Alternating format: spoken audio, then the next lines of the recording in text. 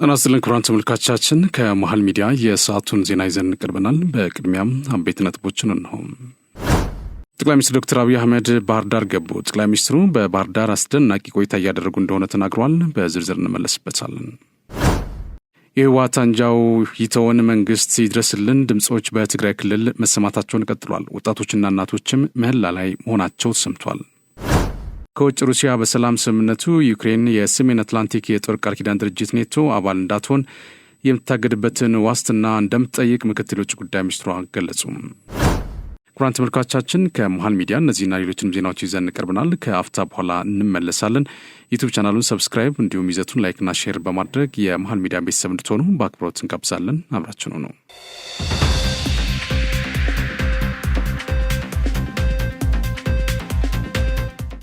በቅድሚያ ተፈጥሮና የሰው ጥበብ ተዋህደው ባህር ዳርን ይበልጥ ውበቷን እያወጡ ነው ሲሉ ጠቅላይ ሚኒስትር ዶክተር አብይ አህመድ ተናገሩ። ከተማዋን የንግድና የቱሪዝም ማዕከል ለማድረግ አመራሩ ከሚያደርገው ጥረት የምንማራቸው ብዙ ነገሮች አሉን ብሏል። ጠቅላይ ሚኒስትር ዶክተር አብይ አህመድ በባህር ዳር ያደረጉት ባለው የስራ ጉብኝት የተመለከተ የሚከተሉትን ሀሳብ አነስቷል። አንደኛም ባህር ዳር በፈተና ውስጥ የመጽናት ምሳሌ ናት። ባለፉት ዓመታት የነበረው ፈተና እያለፈ ነው። ባህር ዳር በፈተናው ውስጥ ስራውን አላቋረጠችም። እንዲያውም ለፈተና የተወረወረውን ድንጋይ ለግንባታ ተጠቅማበታለች ብሏል። ሁለተኛ የጣና መከፈት የማስተሳሰር ወይም ኮኔክቲቪቲ መርሃችን መገለጫ ነው። የልማት ስራዎቻችን በመመጋገብና መተሳሰር እንዳለባቸው የባህር ዳር ኮሪደር ምሳሌ ይሆናል። ለብዙ ዘመናት ከከተማዋ ተለያይቶ የነበረው ጣና ወደ 8 በሚደርሱ ቦታዎች ከኮሪደር ጋር ተገናኝቷል። ይህም ከመዝናኛነቱ ባሻገር ከተማዋን ነፋሻማ አድርጎታል ብሏል። ሶስተኛም ነባር እሴት ላይ አዲስ እሴት መጨመር በመደመር መንገድ ብልጽግናን ለማረጋገጥ በነባር እሴቶቻችን ላይ አዳዲስ እሴቶችን ጨምረን መገንባት አለብን። ባህር ዳር የጣና ሐይቅና የአባይ ወንዝ መገኛ ናት ብሏል። ከግማሽ ምዕተ ዓመት በላይ ያስቆጠሩ የዘንባባ ዛፎች አሏት። በዚህ ላይ የኮሪደር ልማቱ ተጨማሪ ውበት ሰጥቷታል ሲሉም ተደምጠዋል። አራተኛ የአካባቢ ተቋማት ፈጠራ እየጨመሩ ልማትን እንዲያሳልጡ ማድረግ። በባህር ዳር ኮሪደር የለበሱትን ንጣፎችና የቆሙት መብራቶች በአካባቢ ተቋማትና ባለሙያዎች የተዘጋጁ ናቸው። በቀጣይም አካባቢያዊ ክህሎትንና አቅምን መጠቀም የበለጠ መለመድ አለበት ብለዋል። አምስተኛም ባህር ዳርን የስፖርትና የቅርስ ቱሪዝም ማዳረሻ ማድረግ። በጣና ዙሪያ ያሉት ታሪካዊ ስፍራዎች ከጣናና ከአባይ ጋር ተያይዘው የተሰሩት ወደቦችና መናፈሻዎች፣ የባህር ዳር ዓለም አቀፍ ስቴዲየም፣ የአባይ ዘመናዊ ድልድይና ሌሎችም ልማቶች ባህር ዳርን የ22ኛው መቶ ክፍለ ዘመን የንግድና ቱሪዝም ማዕከል እያደረጋት ነው ብለዋል። ስድስተኛም የአመራር አርአያነት አመራር ሰርቶ የሚያሰራ ቀድሞ የሚያስከትል መሆን አለበት። የአማራ ክልል ፕሬዚዳንት የራሳቸውን ጽህፈት ቤት አካባቢ አስተካክለው ኮሪደሩን በመስራት አርአያ መሆናቸው ትምህርት የሚሆን ነው። ባህር ዳር ከዚህም በላይ መስራት የምትችል ናት። ይህ የመጀመሪያው እንጂ የመጨረሻው አይደለም። ጽዳቱን ባህል ማድረግ፣ የተሰሩ አካባቢዎችን ጥንቅቅ ማድረግ፣ ተቋማት አካባቢያቸውን እንዲቀይሩ መትጋት፣ ንግድን፣ ቱሪዝምንና የኢንቨስትመንት ይበልጥ ማበረታታት ከህዝቡ ከአመራሩም ይጠበቃል ብለዋል። ጠቅላይ ሚኒስትር ዶክተር አብይ አህመድ ያዘጋጁልን የኢፍጣር መርሃ ግብር ኢትዮጵያን ለስደተኞች ያላት ክብር በተግባር ያሳየ ነው ሲሉ በኢትዮጵያ የሚኖሩ የተለያዩ ሀገራት ስደተኞች ተናገሩ። ጠቅላይ ሚኒስትር ዶክተር አብይ አህመድ ኢትዮጵያ ውስጥ ለሚኖሩ የተለያዩ ሀገራት ስደተኞች በብሔራዊ ቤተ መንግስት የኢፍጣር መርሃ ግብር በትናንትናው ዕለት አካሂደዋል። በመርሃ ግብሩ ላይ የተገኙት የተለያዩ ሀገራት ስደተኞች ኢትዮጵያ በችግራችን ወቅት የደረሰችልን ባለውለታችን ናት ብለዋል። ጠቅላይ ሚኒስትሩ ያዘጋጁት የኢፍጣር መርሃ ግብርም ኢትዮጵያ ለስደተኞች ያላትን እንክብካቤ የሚያሳይ መሆኑም ነው የተናገሩት። ከየመን የመጣችው ኢትሳም ካሊድ በኢፍጣር መርሃ ግብሩ ላይ ስትሳተፍ ይህ ለሁለተኛ ጊዜ እንደሆነ ተናግራለች። ጠቅላይ ሚኒስትሩ ያዘጋጁልን የኢፍጣር መርሃ ግብር ከቤተሰቦቻችን ጋር ያለን ያህል እንዲሰማን አድርጎናል ነው ያለችው። ጠቅላይ ሚኒስትር ዶክተር አብይ አህመድ ለስደተኞች እያደረጉት ላለው እንክብካቤም ምስጋና አቅርባለች። ከኢራቅ እንደመጣች የተናገረችው ኢስማህ ኢሳም በበኩሏም ከሀገራችን ችግር ገጠመን ወደ ኢትዮጵያ መጥተን መኖር ከጀመርን ወዲህ ጥሩ አቀባበል ተደርጎልናል ብላለች። በብሔራዊ ቤተ መንግስት የተዘጋጀው የኢፍጣር መርሃ ግብርም አብሮነት በተግባር የታየበት መሆኑን ጠቅሳም ይህም ኢትዮጵያ ለስደተኞች ያላትን ክብር እንደሚያሳይ ተናግራለች። በተለይ ጠቅላይ ሚኒስትሩ የኢፍጣር መርሃ ግብር ስላዘጋጁልን የተለየ የደስታ ስሜት ፈጥሮልናል ስትልም ነው የተናገረችው። ከሱሪያ የመጣችው ጀሚል በሰም ኢትዮጵያውያን እንግዳ ተቀባይና ለስደተኞች ክብር ያላቸው ደግ ህዝቦች ናቸው ብላል። ኢትዮጵያ ለሁሉም ስደተኞች ተገቢውን ጥበቃና እንክብካቤ እያደረገች መሆኑን የተናገረችው ደግሞ ከሱዳን የመጣችው ነጃት ሁሴን ናት። የስደተኞችን ተመላሾች አገልግሎት ዋና ዳይሬክተር ጤባ ሐሰን በአሁኑ ወቅት ኢትዮጵያ ከ1.2 ሚሊዮን በላይ የተለያዩ ሀገራት ስደተኞችን ተቀብላ እያስተናገደች መሆኑን ተናግረዋል። ይህም ኢትዮጵያን በዓለም አቀፍ ደረጃ ስደተኞችን ተቀብላ ተገቢውን ጥበቃና ከለላ በማድረግ ተጠቃሽ ሆናለች ነው ያሉት። በብሔራዊ ቤተ መንግስት በተካሄደው የኢፍጣር መርሃ ግብር ከ12 ሀገራት የመጡ ስደተኞች መሳተፋቸውን ጠቅሰው ጠቅላይ ሚኒስትር ዶክተር አብይ አህመድ በየዓመቱ ይህን በጎ ተግባር ሲያከናውኑ መቆየታቸውን ተናግረዋል። ይህም ኢትዮጵያ እንደ ሀገር የምትታወቅበትን በጎነት በተግባር የገለጠ ስለመሆኑም አብራርተዋል።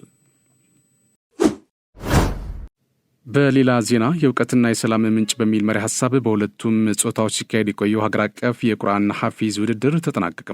በዚህ መሰረት በወንዶች ከኦሮሚያ ክልል ቃሪ ሳልሃዲን አብድራህማን እንዲሁም በሴቶች በአማራ ክልል ቃሪ ሐፊሷ ከድር የውድድር አሸናፊ ሆነዋል። ይህን ተከትሎም ሁለቱ አሸናፊዎች ያንዳንዳቸው የመኪና ሽልማት ተበርክቶላቸዋል። በዚህ ውድድር በወንዶች ከአማራ ክልል ቃሪ መሐመድ አወል ሁለተኛ፣ እንዲሁም ከሶማሌ ክልል ቃሪ አብዱላሂ ኡስማን ሶስተኛ ሲወጡ በሴቶች ደግሞ ከኦሮሚያ ክልል ቃሪ ሱንዳስ አብድራዛቅ ሁለተኛና ከሶማሌ ክልል ቃሪ አሊያ መሐመድ ኑር ሶስተኛ ደረጃን ይዘዋል። ለቀሪዎቹ ተወዳዳሪዎችም እንደየደረጃቸው የገንዘብና የሐጅ ጉዞ ሽልማት መዘጋጀቱ ተጠቅሷል። በሌላ በኩል አምስተኛው ታላቅ የጎዳና ላይ ኢፍጣር ስነስርዓት በመስቀል አደባባይ በድምቀት ተከናውኗል። ህብረተሰቡ በተለያዩ ጉዳዮች ላይ ላቀረባቸው ጥያቄዎች የተሰጠው ምላሽና ማብራሪያ በዚህ ሳምንት እንደሚቀርብ ጠቅላይ ሚኒስትር ጽህፈት ቤት አስታወቅም። ጽህፈት ቤቱ ባለፈው ሳምንት በትምህርት፣ ጤና፣ ኢኮኖሚ ጉዳዮችና በሌሎች አምራች ዘርፎች ላይ ህብረተሰቡ ጥያቄና ማብራሪያ የሚሹ ጉዳዮችን እንዲያቀርብ ጥሪ ማቅረቡ ይታወሳል። በዚህ መሰረትም ለቀረቡ ጥያቄዎች ከሚመለከታቸው የስራ ኃላፊዎች ምላሽና ማብራሪያ መሰጠቱን ጽህፈት ቤቱ በማህበራዊ ትስስር ገጹ አስታውቋል። የስራ ኃላፊዎቹ የሰጡትን ምላሽና ማብራሪያም በዚህ ሳምንት እንደሚያቀርብ አመላክተዋል። በሲዳማ ክልል ሐዋሳና ለኩ ከተሞች ለምግብነት መዋል የሌለበትን ጥሬ ጨው በድብቅ ሲያመርቱ እጅ ከፍንጅ የተያዙ አካላት በቁጥጥር ስር መዋላቸው ተገለጸ። በህገወጥ ተግባር ላይ የተሰማሩት ሸጋ ሸሚና ልዩ አይዲያይዝድ ጨው በሚል ህገወጥ የንግድ ስም የሚንቀሳቀሱ ድርጅቶች መሆናቸውን የኢትዮጵያ ምግብና መድኃኒት ባለስልጣን ገልጿል። ከህብረተሰቡ በደረሰ ጥቆማ መሰረት በተደረገ ክትትል በህገወጥ መንገድ ተመርቶ ለህብረተሰብ ሊሰራጭ ለምግብነት የማይውል ጨውና በተለያየ የንግድ ስም የተዘጋጀ ማሸጊያዎችን መገኘታቸውን የባለስልጣኑ የሐዋሳ ቅርንጫፍ ጽህፈት ቤት አስታውቋል። በህገወጥ የጨው ምርትና አቅርቦት ላይ የተሳተፉት አካላት በህግ ቁጥጥር ስር ውለው ምርመራ ይደረግላቸው መሆኑን የክልሉ የጤናና ጤና ነክ አገልግሎቶችና ግብዓቶች ቁጥጥር ባለስልጣን አስታውቋል። ህገወጥ የጨው አምራቾችን በቁጥጥር ስር ለማዋል በተደረገው ኦፕሬሽን ህብረተሰቡ ላደረገው ትብብር ጽህፈት ቤቱ ምስጋና አቅርቧል። የኢትዮጵያ ምግብና መድኃኒት ባለስልጣን ባካሄደው የድህረ ገበያ ጥናት በህገወጥ መንገድ ተመርተው ወደ ገበያ ሲሰራጩ የነበሩ 44 አይነት የገበታ ጨው ምርቶች ህብረተሰቡ እንዳይጠቀማቸው ማሳሰቡ ይታወሳል። የተባበሩት መንግስታት የአፍሪካ ኢኮኖሚ ኮሚሽን 57ኛው አህጉራዊ ፋይናንስ የኢኮኖሚ ልማትና የፕላን ሚኒስትሮች ጉባኤ በአዲስ አበባ ማካሄድ ጀምሯል። በጉባኤው ፕሬዚዳንት ታዬ አጽቀሥላሴ፣ የአፍሪካ ህብረት ኮሚሽን ሊቀመንበር መሐመድ አሊ ዩሱፍ፣ የአፍሪካ ኢኮኖሚ ኮሚሽን ዋና ጸሐፊ ክላቨር ጋቴት፣ የአፍሪካ አህጉራዊ ነጻ ንግድ ቀጠና ዋና ጸሐፊ ዋሜኬሌ ሜኔ፣ ሚኒስትሮች፣ የአህጉራዊ ዓለም አቀፋዊ ተቋማት ኃላፊዎች ተገኝተዋል። ጉባኤው የአፍሪካ ነጻ የንግድ ቀጠና ስምምነት ትግበራን የሚያፋጥኑ ስትራቴጂካዊ አቅጣጫዎችን መቀየስ በሚል መሪ ሀሳብ ነው እየተካሄደ የሚገኘው። የአፍሪካ ነጻ የንግድ ቀጠና ስምምነት ትግበራ የአፈጻጸም ሂደትና የቀጣይ ተግባራት ላይ በመምከር አቅጣጫ ማስቀመጥ የጉባኤ ዋነኛ አጀንዳ ነው ተብሏል። ጉባኤው ባለሙያዎች ደረጃ ከመጋቢት 3 እስከ 5 ቀን 2017 ዓ.ም ለ3 ቀናት መካሄዱ ይታወቃል። በ4 ዓመት ውስጥ 65 ፕሮጀክቶችን በስኬት መስራት መቻሉን ፊልድ ማርሻል ብርሃኑ ጁላ ተናገሩ። መከላከያው በትጥቅ በስነ ልቦናና በሁለንተናዊ ዝግጁነቱ ትልቅ ደረጃ ላይ እንደሚገኝም ተናግሯል። ፊልድ ማርሻሉ እንደሚከተለው ይቀርባል።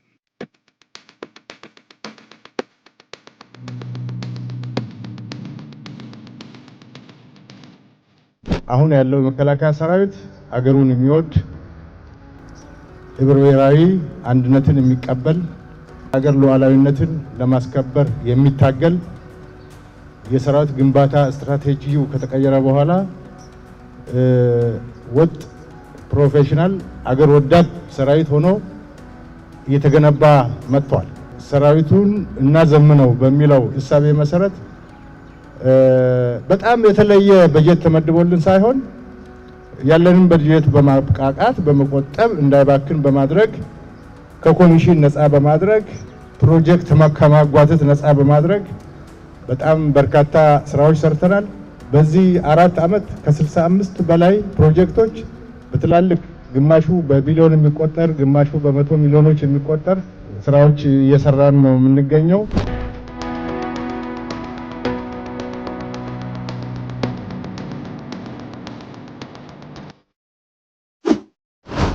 የስድስተኛ እዝ የትራንስፖርት ክፍል የተቀላጠፈ አገልግሎት እየሰጠ እንደሚገኝ ተነገረ።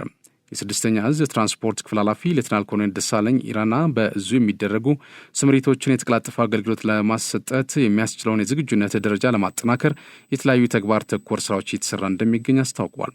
በክፍሉ አሽከርካሪዎች የተሽከርካሪዎች አያያዝና የትራፊክ ደንብ ጥንቃቄዎችን በሁሉም የእዙ ኮሮች የግንዛቤ ማስጨበጫ ትምህርት ስልጠና መስጠት፣ አዲስ አሽከርካሪዎችን በተከታታይ ዙር በተቋሙ የአሽከርካሪዎች ማሰልጠኛ መስፈርት መሰረት መልምሎ ማሰልጠንና የሙያተኞችን አቅም በማሳደግ የስምሪት አቅምን ማጠናከርና በአስተማማኝ የዝግጁነት ደረጃ ላይ ማድረስ የተከናወኑ ያሉ ዋናዎቹ ስራዎች መሆናቸውን ገልጿል።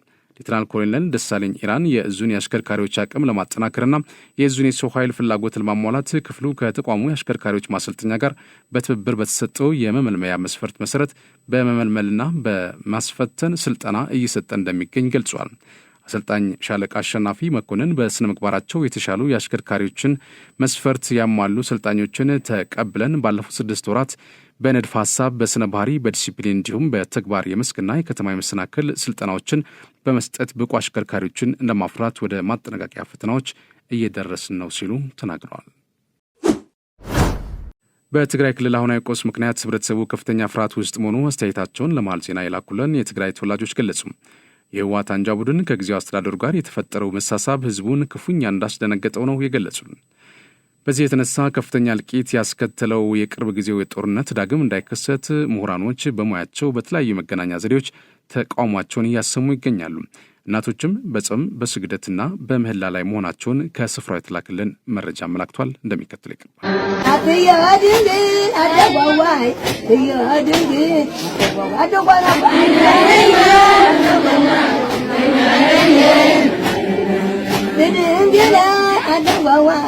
ድንግል ማርያም ድንግል ክትምንገላ ወልዳ ተሰምዓ ከሎ ዘለመህረቴ